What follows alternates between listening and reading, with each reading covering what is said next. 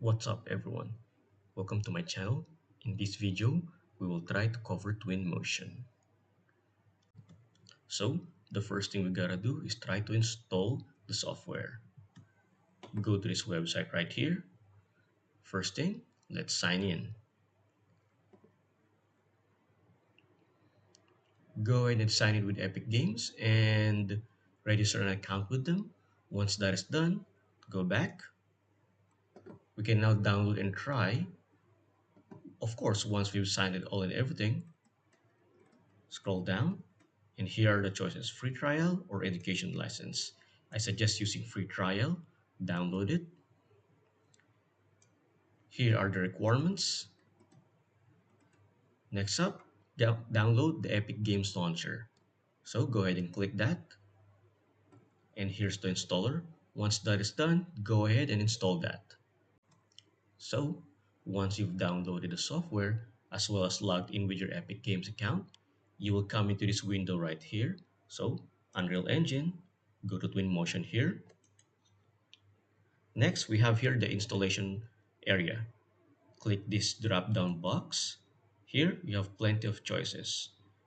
For now, I've gone with this one here for Education 2022.1.2. Now, let's launch the program.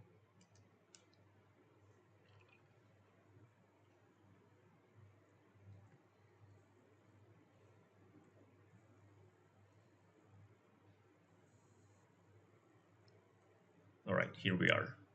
There's an option right here. You can go ahead and update with the latest version, but I must stay with 2022 1.2. All right, now we're inside Twinmotion. Now, unfortunately, we're not done yet. We still have to install the Datasmith direct link for our Revit. Go back to your web browser, this one right here, Datasmith Explorer for Revit. Go ahead and download that. Once done, install this application. Since I've already installed mine, you should end up with this window right here once everything is finished. So, of course, finish that. After the installation, open your Revit software, and here in the home page, if you've been following my videos, you should be able to have this model with you. Otherwise, you can choose any samples that Revit has. I already made mine here, so I'm gonna go and open this one.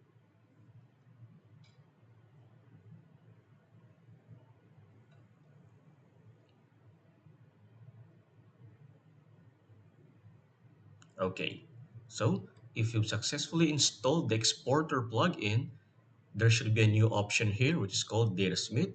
Go ahead and click that one.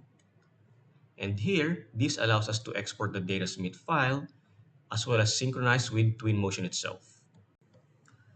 Now, once everything has been successfully installed, you should go to Import, and here in direct link, we should have the Revit automatically linked to it along with the name of the model. So go ahead and import that. And here it shows that the Revit has been imported. Next, let's look for the file itself. Oh, there it is. Okay, so there's the Revit model that we have. Now, since this is an import, not a link, anything we do with the Revit model itself is not being reflected here, not unless we try to reconnect, resync, or re-import it. So let's go ahead and do that. Now, back to our Revit model. If I delete this,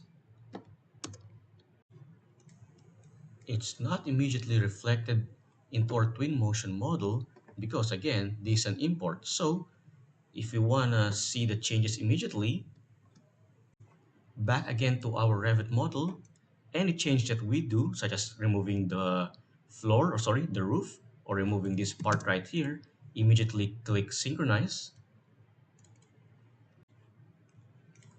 There, see? Once you do some changes in your Revit model and immediately click Synchronize, it is automatically, so rather, that's the only time the changes are reflected here in the Twinmotion model.